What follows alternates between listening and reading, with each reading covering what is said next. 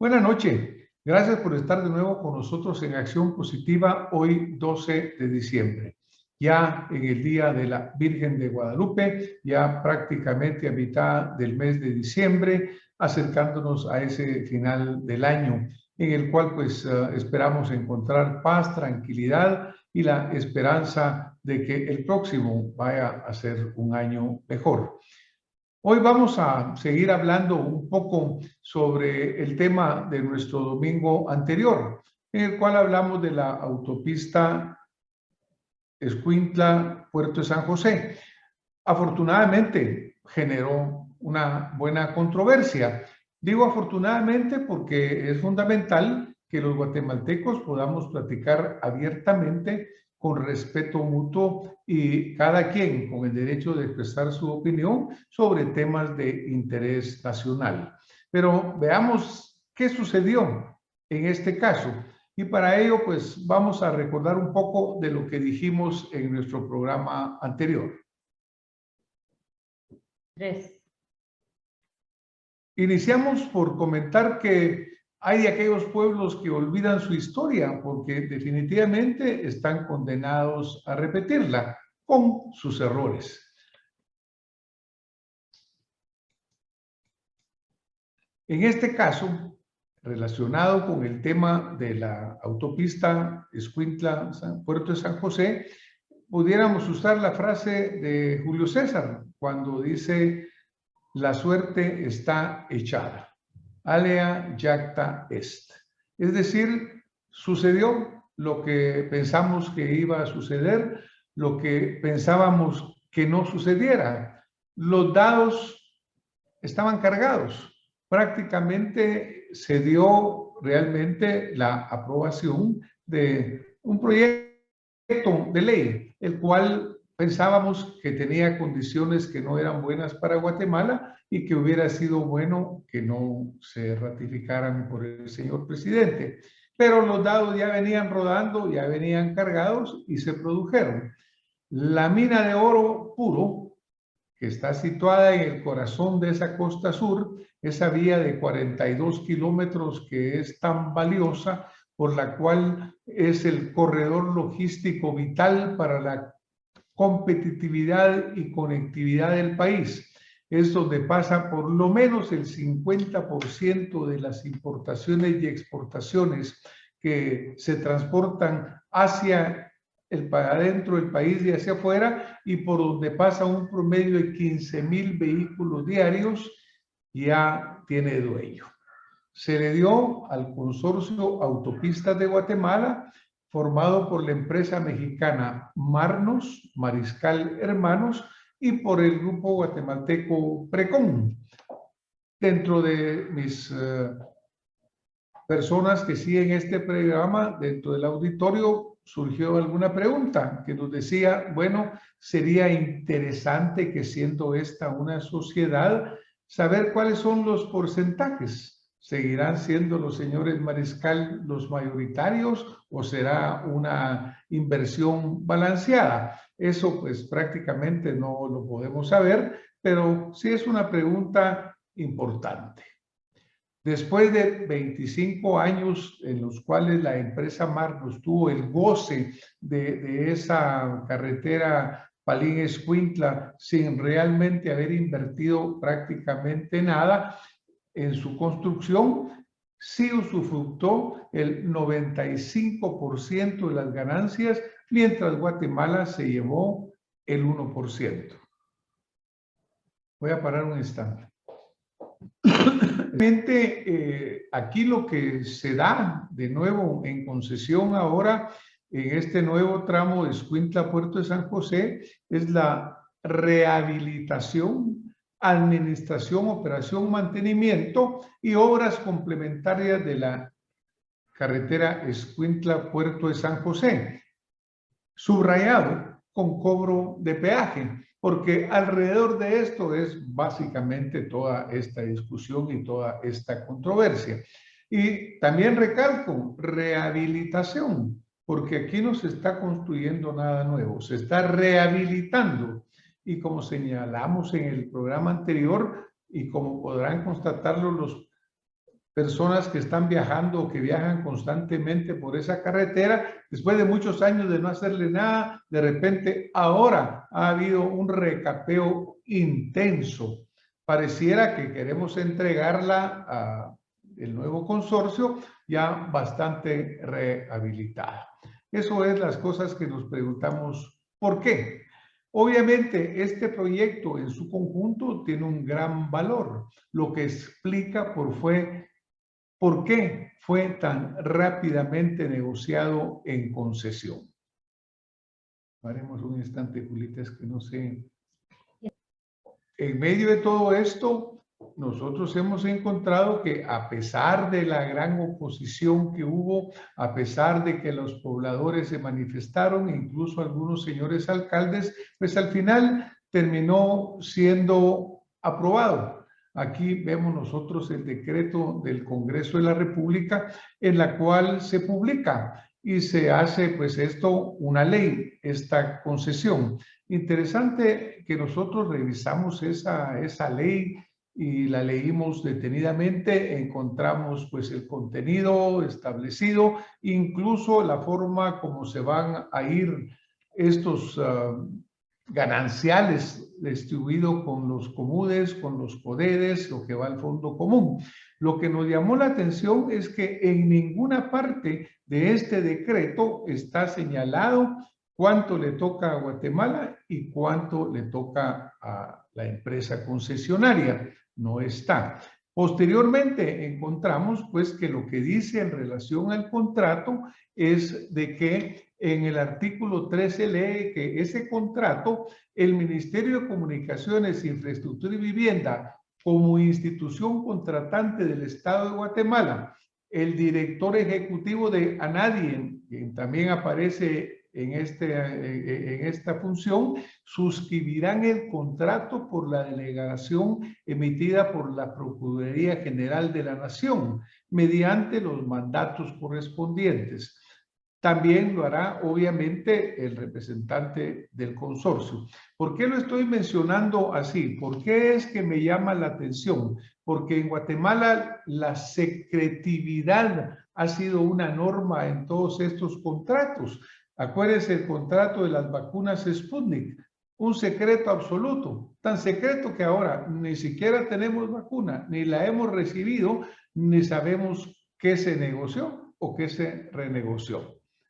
Entonces vuelve esta secretividad que se maneja en una forma lesiva a causarnos dudas, porque en el decreto publicado no aparece la forma y los números con los cuales se va a recibir un ganancial para Guatemala.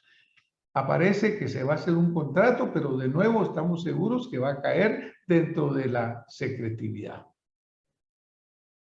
Paremos un ratito, por favor. Sí, es entre la posibilidad de que de nuevo, con gran secretividad, se firme un contrato que no nos vamos a enterar, aunque pues esté establecido.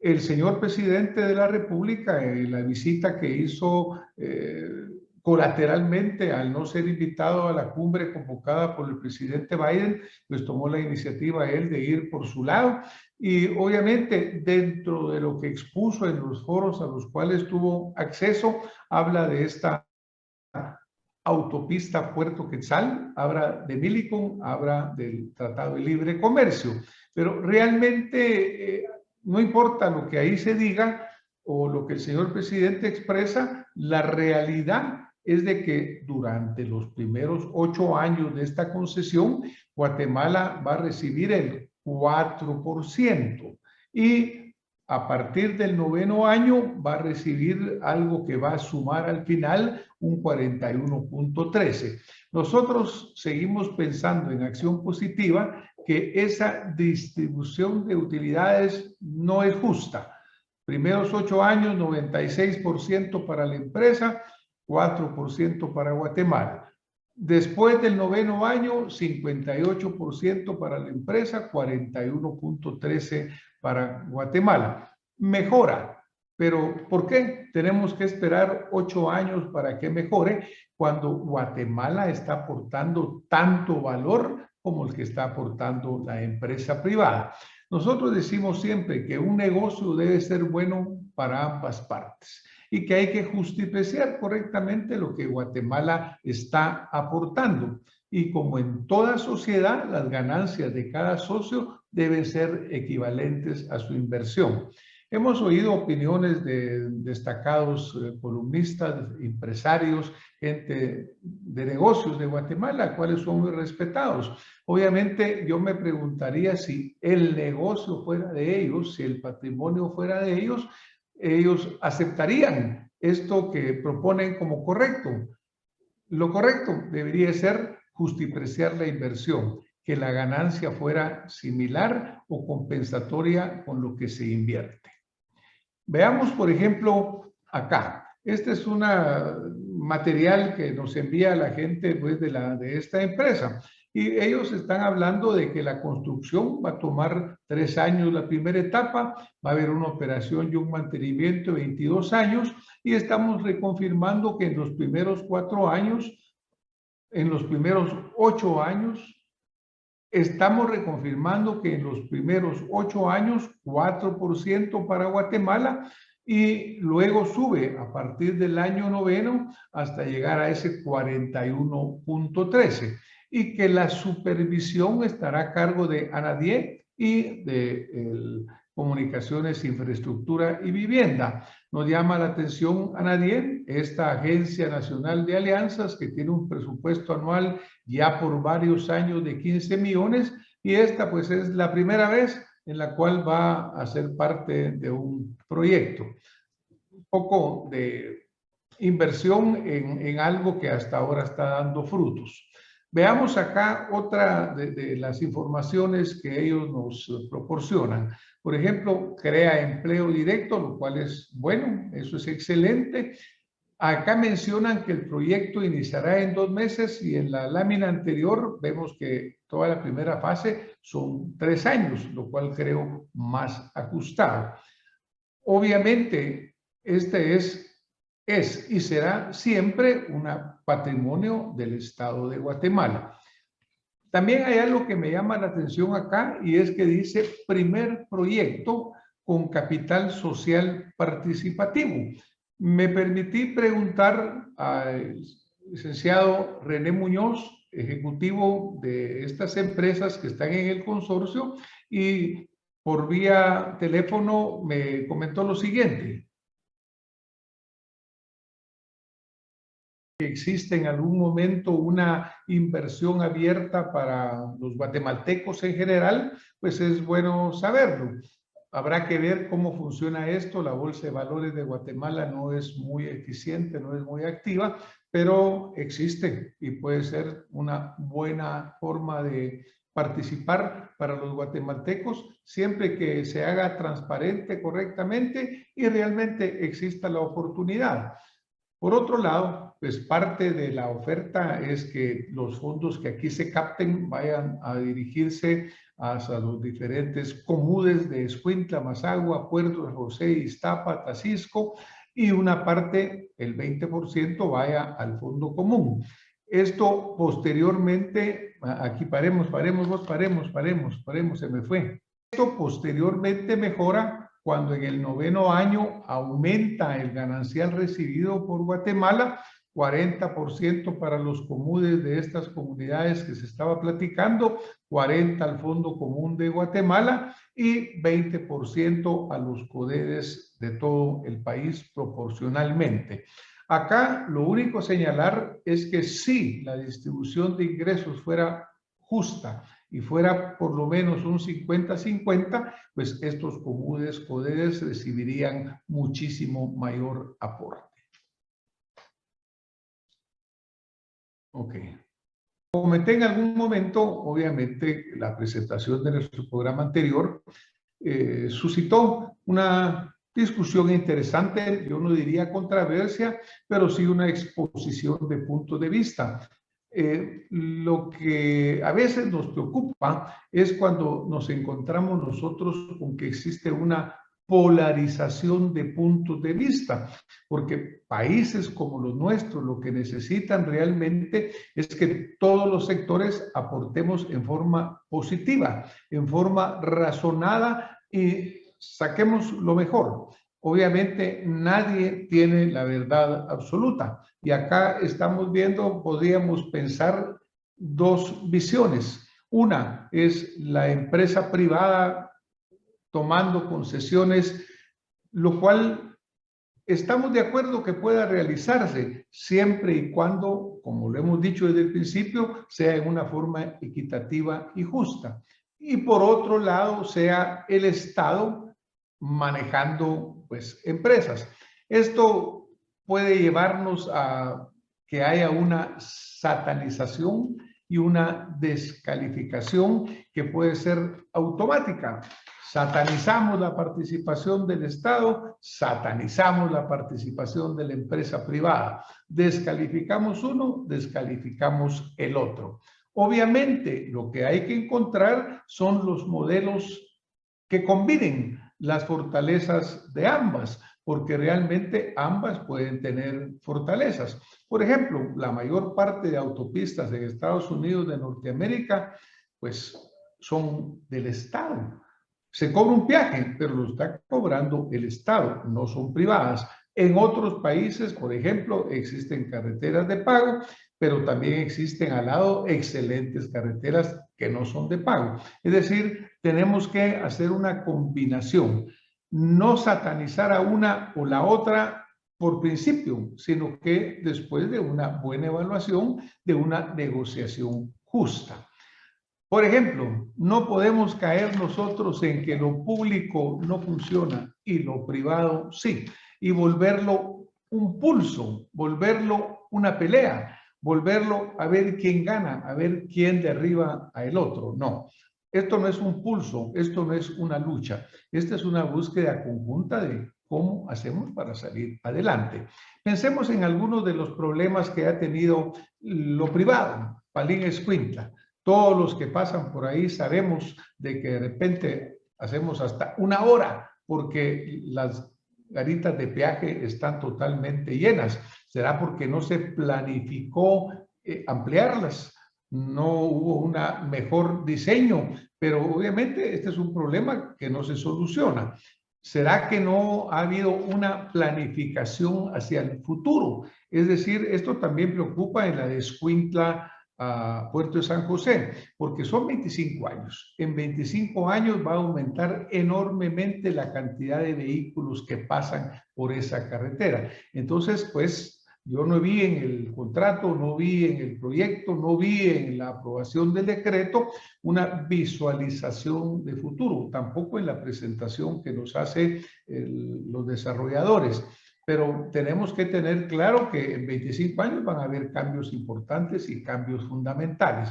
Por ejemplo, cuando hablamos de la empresa privada, de la empresa pública, una de las grandes quejas que recibimos constantemente de personas conocidas a todo nivel socioeconómico es el alto costo de la energía eléctrica. Uno de los temas que se hablan cuando se sopesa lo privado contra lo público es que verdaderamente el costo de la energía eléctrica, de la luz, para la que son las residencias, las industrias, es demasiado alto. Y se suma el hecho de la indefensión de los usuarios. Resulta que usted va, nadie le contesta y o paga o le quitan la luz. Entonces, decir hasta dónde llega lo bueno, hasta dónde llega lo malo, dónde tenemos que mezclar.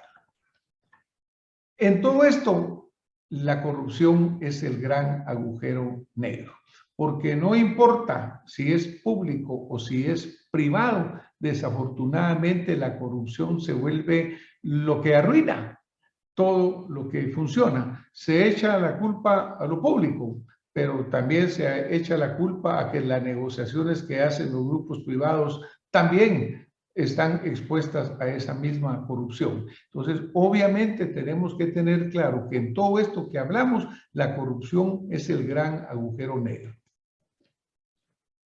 Paremos, por favor. Paremos. Es que, no, ahorita mejor quítemela aquí, Julita, porque ahorita sí me quiero.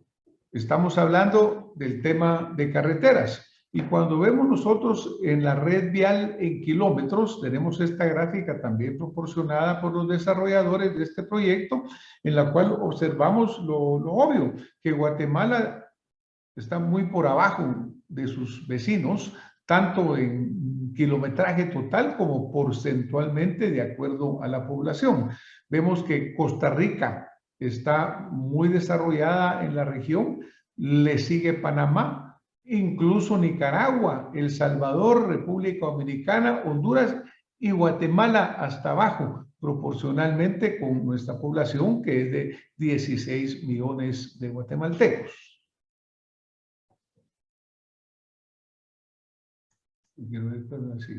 Del Salvador. Hay un estudio global de competitividad del Foro Económico Mundial del año 2014 al 2015 que destaca la calidad de las carreteras de El Salvador como una fortaleza competitiva, ubicando a ese país en el tercer lugar del ranking de países con las mejores vías en Latinoamérica, de 144 países que evaluaron.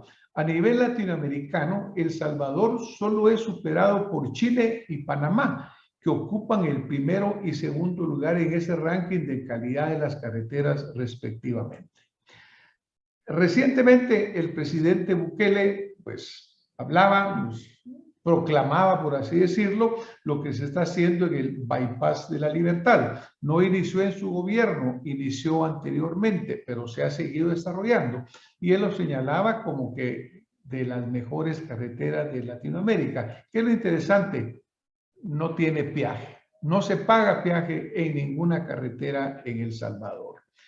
Pensemos en Andrés Manuel López Obrador, el presidente de México, que obviamente tiene quienes a favor, quienes en contra. No lo estamos evaluando nosotros acá, solo estamos señalando parte de lo que hace. Parte de lo que hace es este aeropuerto internacional Felipe Ángel, que está en la base militar de Santa Lucía y será inaugurado el 21 de marzo del 2022. ¿Por qué? ¿Por qué lo estamos mencionando? Porque AMLO, como se le llama corrientemente, paró un proyecto que era a desarrollarse en Texcoco por la empresa privada altamente criticada, el hecho que se haya suspendido. Y él viene y desarrolla este proyecto Felipe Ángel que va a ser terminado en el 2022, que cumple con todos los requerimientos, que cumple con todo lo que se necesita y que según palabras de AMLO les va a ahorrar 100,000 millones de pesos. Se va a construir en suelo firme, que era el problema en Texcoco, y por otro lado se está haciendo totalmente con fondos del Estado. Ese aeropuerto reúne todos los requerimientos y será concluido antes del que se iba a concluir antes. Igual el desarrollo de la infraestructura regional. En este video vemos al presidente AMLO hablando sobre el desarrollo de infraestructura regional. Escuchamos voy a regresar, paremos un ratito. Escuchamos al presidente AMLO hablando sobre esta infraestructura. Pero vámonos a Honduras, donde recientemente resultó triunfadora en la elección la señora Xiomara Castro con el señor ingeniero Salvador Nasralla como vicepresidente. Ella habla que su propuesta representa un movimiento social fuerte de protesta contra dictadura, corrupción y narcotráfico. El primer día de su gobierno señala que llamará a una consulta popular para elegir y convocar a una Asamblea Nacional Constituyente y redactar una nueva constitución. Movimiento similar al que se produjo en Chile cuando ganó esa posición de convocar a una nueva asamblea. También la señora Xiomara Castro promete reducir el precio de la energía eléctrica, revisar y cancelar los contratos que puedan ser lesivos para el Estado por estar sobrevalorados. Una reducción de los impuestos de combustibles para tener los combustibles más baratos de Centroamérica. Eliminar el cobro del peaje, manteniendo las carreteras con los ingresos por impuestos que ya existen y los especiales que aporten el transporte pesado comercial privado. Pedro Castillo también siguiendo ese mismo lineamiento. ¿Por qué estamos hablando de estas personas, estas situaciones? La corrupción es el peor enemigo del desarrollo y es un fantasma que no tiene ideología. Por lo tanto, no importa si es aparentemente derecha, si es aparentemente izquierda, lo que tenemos que tener claro es que de no llegar a tener realmente nosotros congruencia con lo que hacemos, podemos terminar en caminos equivocados. Voy a parar. Ahora voy. Usted tiene un minuto ahorita para decir. Un minuto tenés para cerrar. ¿Cuánto? Un minuto. Bueno, vamos a ver. Ya. Hemos sido claros en expresar que no estamos en contra de las alianzas público-privadas, pero estamos en favor de Guatemala, de que Guatemala reciba un trato justo. Lo aprobado, Escuintla, Puerto de San José, no nos parece justo. Creo que debemos llegar a encontrar un balance positivo. Ya fue aprobado, ya está sancionado por el señor presidente, pues habrá caminos probablemente, en algún momento incluso una lesividad en el futuro. También es claro que los pueblos se cansan de la corrupción y por lo tanto hemos visto cómo el panorama político a nivel latinoamericano ha venido cambiando. Las victorias electorales del presidente Bukele, de la señora Xiomara Castro, las del señor Pedro Castillo en Perú, la ganancia del voto por una constituyente en Chile, lo que están hablando es que la gente ya no quiere seguir más con los mismos modelos, no quiere seguir con las mismas explotaciones que no toman en consideración el bienestar de todos. Vamos por Guatemala con acción positiva. Esperamos estar aportando con esta discusión. Muchas gracias. Soy Francisco Arredondo y nos vemos la próxima semana con más acción positiva.